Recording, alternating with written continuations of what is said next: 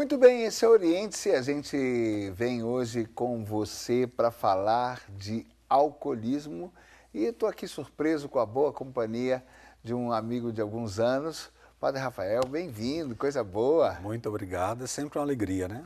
Deus vai nos encontrando e fazendo que encontremos os outros também, né? A alegria de sermos amigos. Eu estava te vendo pela Século XXI só pela telinha, agora nós estamos juntos aqui do lado de cada telinha. É verdade, é verdade.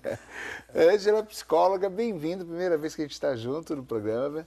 Pois é, muito obrigada pelo convite, é um prazer estar aqui com vocês e contribuir para orientar também. A gente pode sugar bastante da experiência? Não, estamos juntos.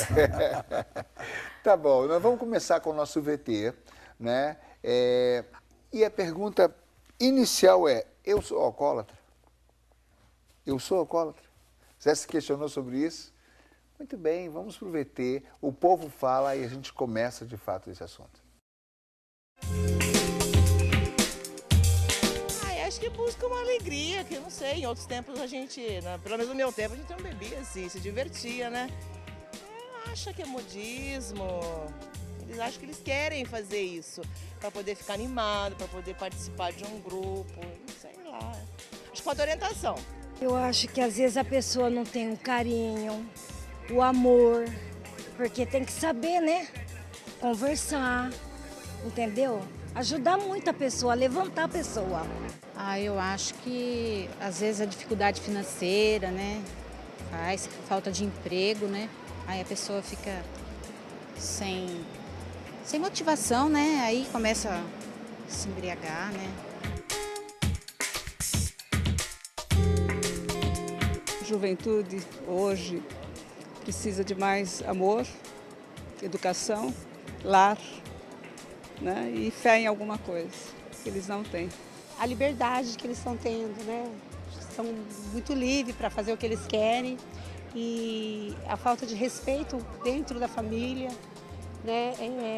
Eu também acho que a falta de comunicação com pai, mãe, talvez de ter passado isso na família e achar que pode fazer, de repente o pai não conseguir passar que aquilo lá não é bom, que não foi bom para ele, não vai ser bom para o filho também. E eu acho que a liberdade e a falta de respeito é o essencial. Se pudesse, eu acabava com os dois, com o álcool e com a droga. Porque tudo é vício, né? A pessoa não se domina mais, né? O álcool é uma droga. Por quê? O álcool é uma droga, é um vício, é uma doença. Eu acho que é tudo de ruim na vida de uma pessoa. Com certeza, né? Vicia, né? Tudo algo que leva ao vício é considerado droga. É uma droga, é sim. Mas a bebida também é quase igual mesmo. É uma droga que vicia. Droga, vicia, sim. Muito bem, você está vendo aí o VT e eu vou começar por aquela primeira afirmação daquela primeira senhora que falou que o jovem não sabe mais se divertir. Padre, há 2 anos atrás eu fui no Réveillon pregar na Bahia e aproveitamos e ficamos uma semana ali na casa de um amigo, no sul da Bahia, e foi uma cena impressionante quando, num desses domingos, chegou um carro com 3 homens, e eles pararam o carro no calçadão, assim, no sul da Bahia, não era nem na capital, na cidade pequena. Ligaram o som, abriram a caixa de cerveja e ficaram dançando entre eles e bebendo entre eles o dia inteiro. 10 horas da noite, eles ainda estavam lá com um monte assim, ó, de latinha de cerveja. E eles estavam lá ainda batendo papo. E eu fiquei olhando e falei, ué, qual é o sentido? Que diversão é essa? Achei assim uma coisa estranha. O jovem não sabe, se perdeu, não consegue mais se divertir? O que o senhor vê? Eu creio que, acho que a princípio de tudo, nós podemos primeiro classificar o álcool, né? Sempre tem um grande preconceito. É pecado beber, não pecado beber, posso beber uma cerveja, um vinho, né? Então a gente vê que a bebida, ela faz parte da cultura da humanidade. Desde quando o homem é gente, que a bebida está inserida dentro do seu contexto social. A Sagrada Escritura, por exemplo, no Antigo Testamento está todo marcado com referências à bebida. O próprio Senhor utilizou do vinho para realizar o primeiro milagre, para até mesmo na hora da consagração, nós usamos o vinho para ter ali a graça do sangue de Jesus. Agora, quando nós nos colocamos dentro de um contexto social atual ou atualizado, e a pergunta se faz, o jovem não tem mais essa orientação para se divertir? Claro que nós vamos aqui abranger, e a Ângela pode até nos ajudar como psicóloga, vamos abranger uma série de situações. Ora, o adolescente ou o jovem hoje começa muito cedo a beber, por curiosidade, por incentivo da turma, por uma busca até mesmo de sair, vamos dizer assim, de uma inibição social, que você ingere, sei lá, uma quantidade mínima de bebida, você fica totalmente desinibido. O jovem sabe se divertir, a pergunta ainda continua a se fazer.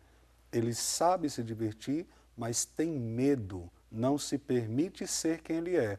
Muitas vezes é dominado, impulsionado, é condicionado pelo meio, pelo grupo, e aí você vê uma cena como você presenciou lá no sul da Bahia, né?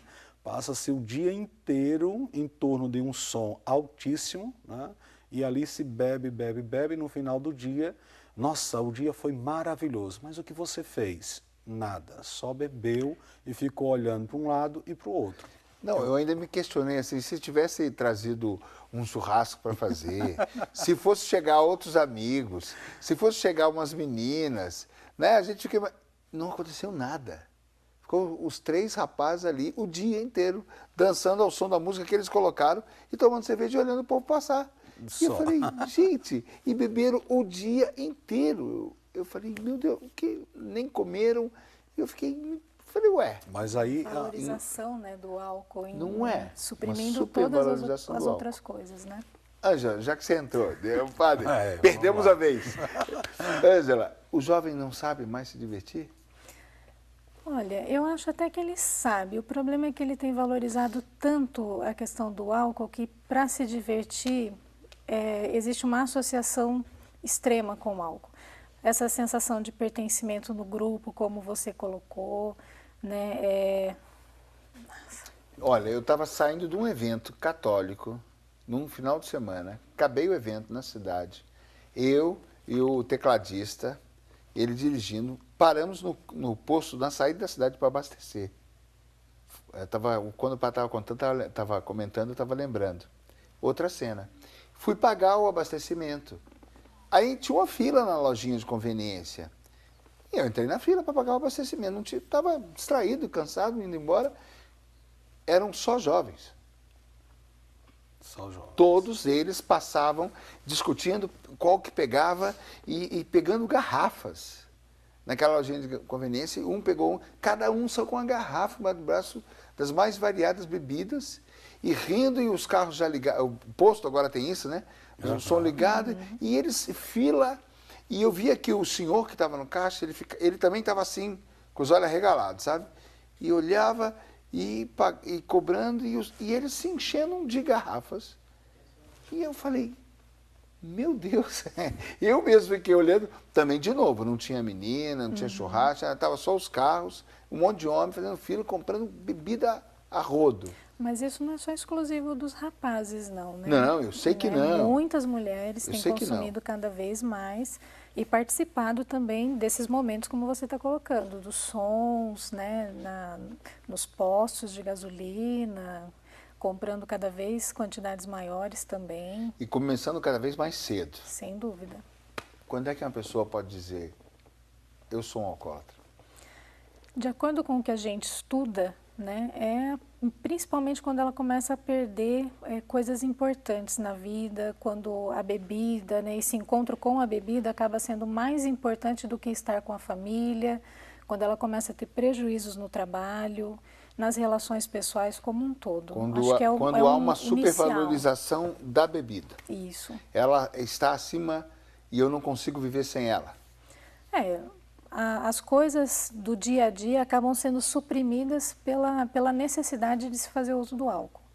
né? É mais importante do que brincar com o meu filho, do que estudar às vezes. Algumas pessoas, inclusive, para se sentir encorajadas, até para ir para um encontro, né, precisam tomar alguma coisa antes, para entrevistas de emprego, como eu já escutei em alguns momentos, para se sentir mais encorajadas. E aí isso tudo vai tendo desdobramentos. Existe Ângela, existe um uso normal, assim, que a gente pode considerar, que a gente fala social, sociável, que é você estar junto, a família reuniu, compra uma cerveja e tal, não sei o quê.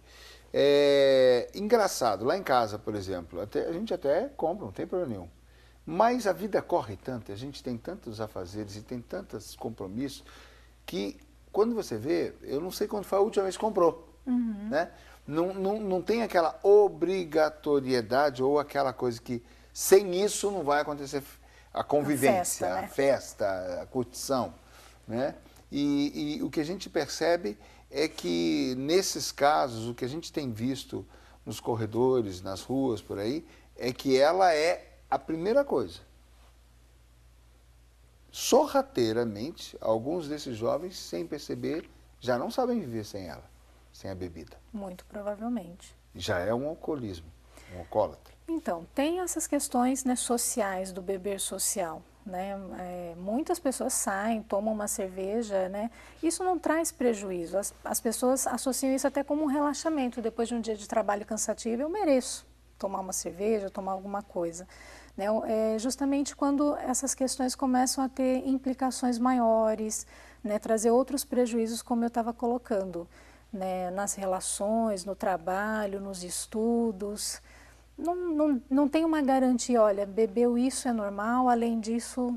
Sim, não tem uma medida. Não tem uma medida, até porque cada pessoa tem uma tolerância, né, desenvolve um jeito de beber que, né, tem os que se consideram os mais fortes para bebida, consigo beber mais, vamos ver quem bebe mais, né?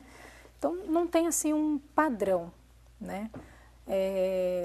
Eu penso que a questão do alcoolismo, quando ela começa a realmente trazer perdas importantes para a pessoa, quando ela traz prejuízos significativos, quando isso começa a acontecer, né, quando alguma coisa, as pessoas percebem que alguma coisa não vai bem, talvez seja um sinal de alerta de que isso está caminhando para uma coisa mais grave.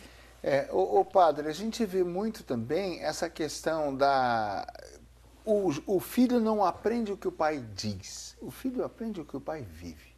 O filho vive o que o ambiente vive. Né?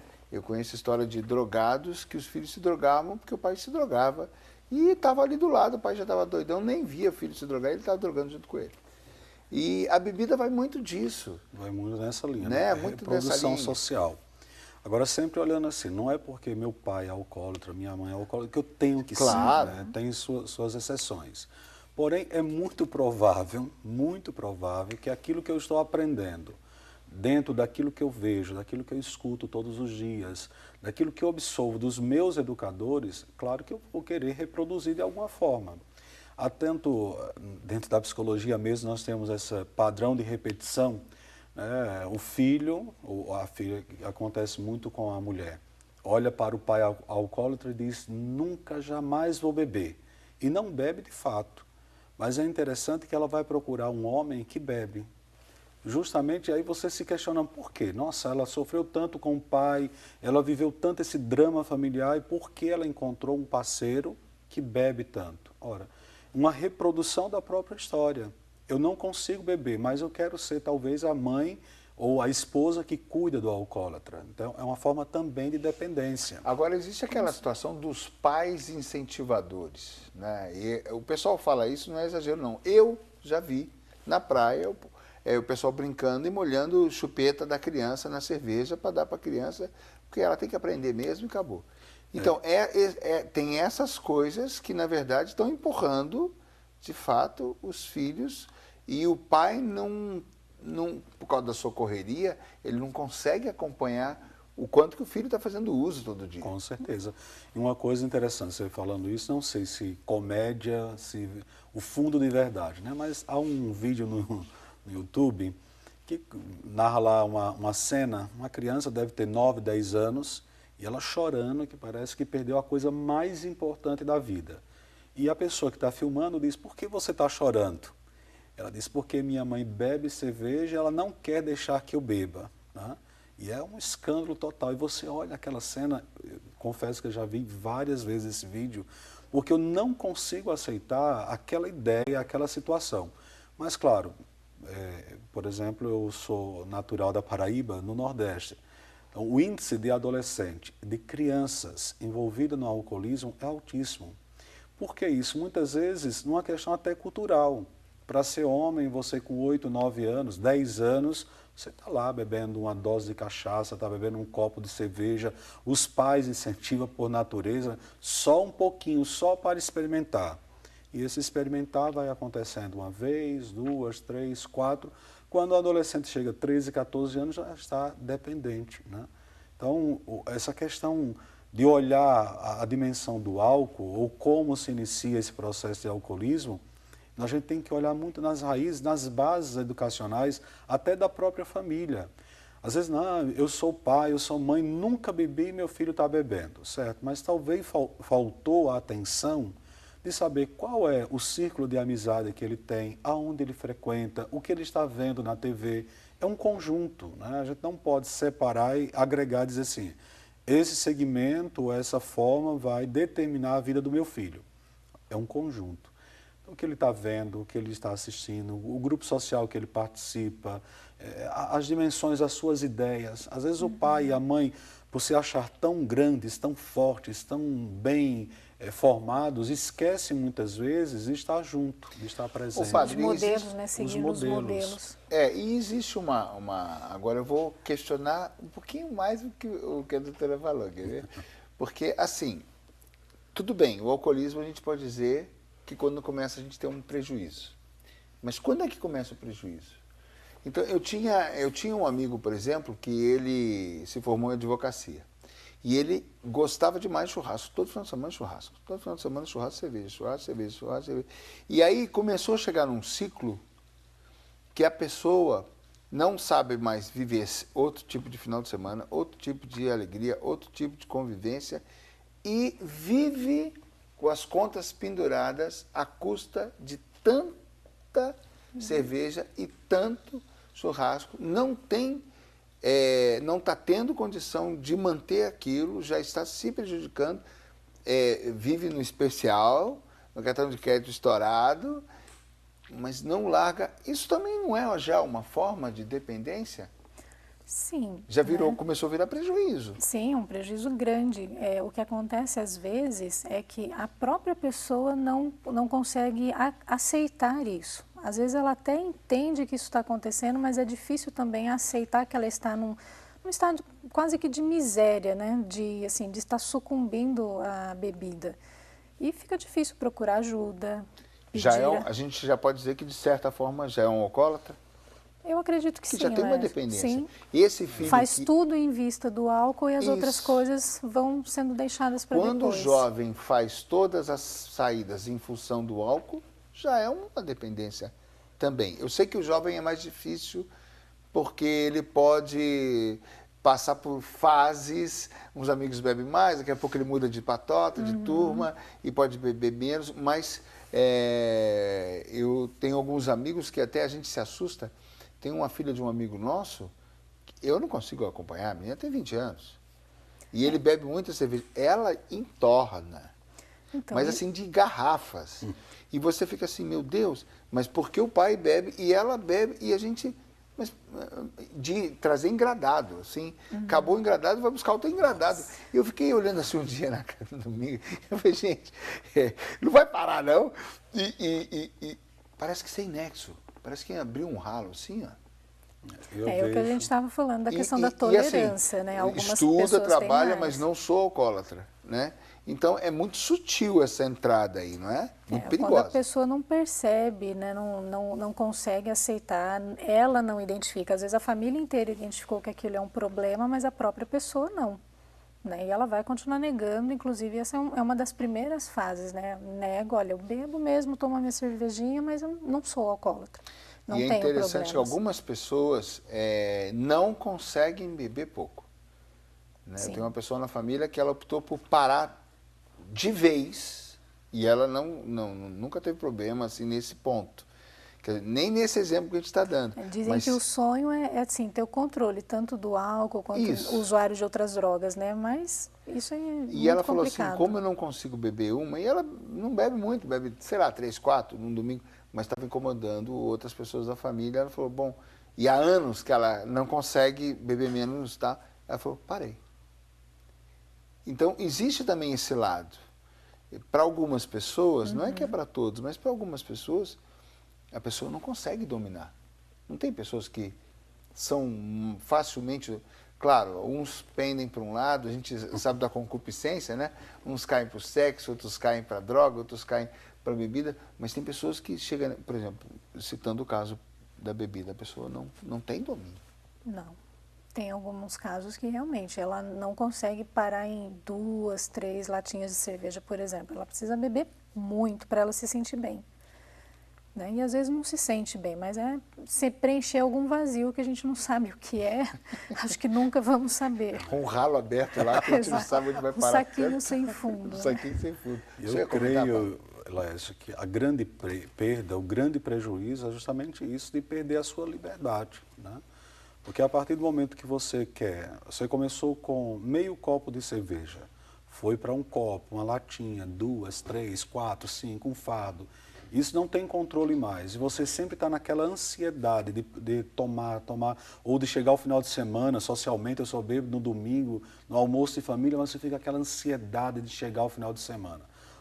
Ou seja, no princípio de tudo, você perdeu a sua liberdade. Sobre a liberdade de escolha, bebo, não bebo. Sua amiga, por exemplo, ela recuperou a dignidade maior que a liberdade. Eu vou parar, chega, não dá mais.